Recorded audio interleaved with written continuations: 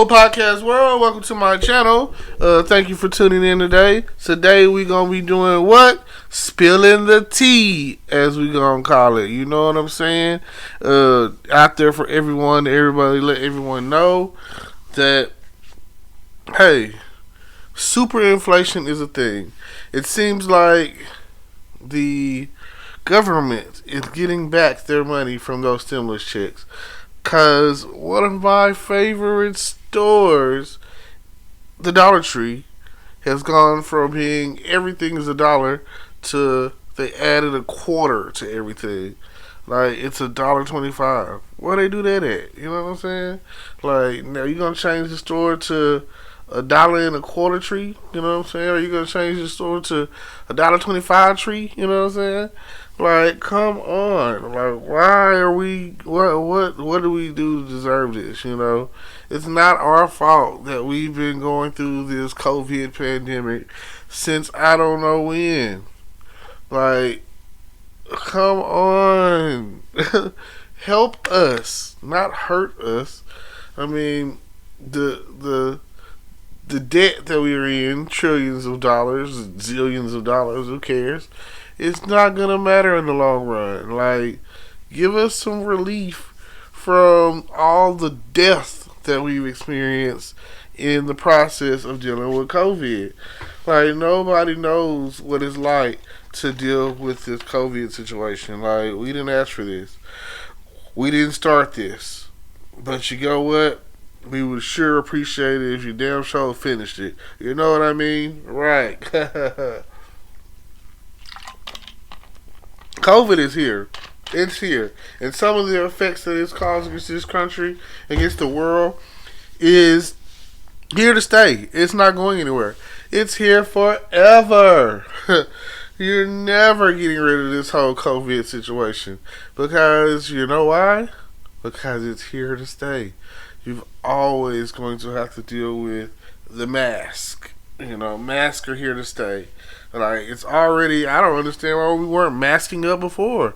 People coughing and not covering their faces or whatever, giving out just the germs and common colds and anything of that nature, you know? Like, what's going on, people? Like, sickness has been around for years. And, hell, I feel like if we could beat polio and some of the other, you know, things that we've come up against. I can't really think of anything, but you know, I know that we beat polio. You know what I'm saying?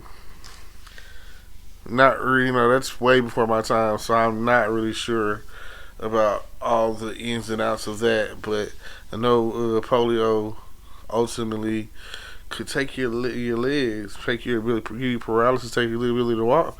Again, if I wanted to do some research, I would do the research, but you do your own research. That's what I say. I'm just putting it out there.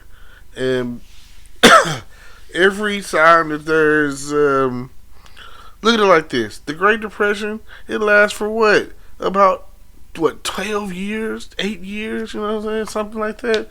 Like, thank God for my favorite president, which is Roosevelt, Franklin D. Roosevelt, you know what I'm saying? One of the greatest presidents of his time. And if I'm not mistaken, he was a Democrat. And my favorite thing about him, that in college, I was in government, and people don't understand, but this great man, in his speech, in his electoral speeches or whatever, said this, and this is still going to hold on to me today. It is one of the most powerful things a president could ever say, and it doesn't, is not racist or anything, because at that point in time, you needed to hear this. You needed this. And he said this to the people: a chicken in every pot. I was like, he said that? I want to vote for him, you know? I want to go back in time and vote for Roosevelt, because who out there right now would turn down a chicken in their pot? Like, you won off of that one statement. There are sometimes some things that presidents say that's like, oh, that was the right thing to say at the right time. There is never a wrong time to say a chicken in every pot. He didn't say a chicken in that person's pot or this person's pot or that colored person's pot. He said in every pot there'll be some chicken. And if you don't like chicken, you vegetarian, vegan, or some crap, then I'm pretty sure that everyone in their life at some point in time has eaten some chicken. But it's not even that he said every pot getting some chicken. It's the fact of the matter, at that point in time, people were starving. They were going through, you know what I'm saying, in order to eat, they had to go stand in line and go to soup kitchens, you know what I'm saying? And that was just like freaking boiled water. And just think about it, you know? Like back then, people were so much thinner and skinny and unhealthy. And now it's like everyone is fat and wasteful and unhealthy. So it's like a seesaw, a spectrum that we're unbalanced, unhinged. It's like back then there was war going on, and every time there's war going on, there is a transition. Now, every few decades or so, there's or every decade maybe, I don't know, and it just depends on how you want to look at it. Back then, you had the, you know, prohibition, bootleg, all of that kind of stuff going on, and then they were like, you know what? There's nothing wrong with alcohol. Just imagine if back then, they would have said, oh, there's nothing wrong with marijuana. Just imagine, you know. But it's cool. Let's smoke cigarettes, you know. It's killing people. We have evidence of it.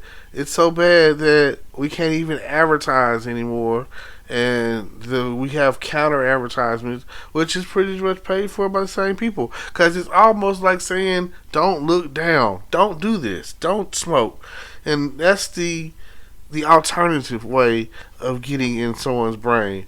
Don't smoke. Don't do that. Don't do this. But it relieves my stress and takes my breath away, you know, the breath that God breathed into me to give me life. So, hey, you know, I, as a pattern, come across noticing that people who smoke don't have a healthy life.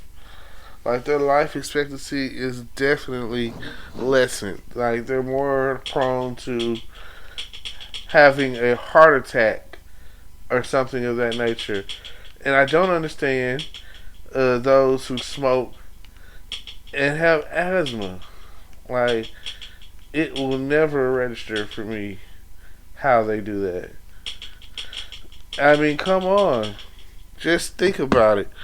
There's so much more to the story at the end of the day. And I appreciate you for listening to me spill the tea. Because hyperinflation, superinflation is real. And I don't know what more to say. I would sure like a chicken in my pot, you know? I would definitely like to drop prices like it's hot. It seems like everyone is getting into alternative ways to make money online, you know, which is great. It's great, you know what I'm saying? If you can make money from home, that right there is great. That is good for the economy. It's good for you. It's good for me. It's good for them. It's a great hustle, you know. And if you can figure it out and make everything work out for you, then cool, you know. If you can sell t-shirts online, then do that. If you could podcast or YouTube or whatever, then do it. It's great. It's great for you. I feel like why I don't talk as much as I used to. I don't podcast as much as I used to. And there was a point where I was doing it at least once a day and I was on fire and I got on here and I just didn't care what I talked about and I just rambled on and on. And I was like, oh, let me get about 15 minutes worth of talking on my podcast and, I will be good to go because that's what the people want. So, or at least that's what I was giving. You never. You're supposed to follow the trend and care what they want to hear what they want to hear about, and let's see what's popular and see what everybody's doing and copy it and get your 15 seconds of fame in there. And I don't think that's the case. I feel like either you're going to like what I got to talk about, or we have nothing to talk about. I feel like you're going to like me, or you're going to love me. Love me or hate me, I'm still going to be on top. That's what the song say. So I appreciate y'all, those who do listen to me or whatever, and I appreciate it, and thank you. And I guess this is me signing off because now I'm starting to get kind of sleepy-ish. Talking does take a lot out of you, and I have to go and shoot a YouTube video. So, thank you.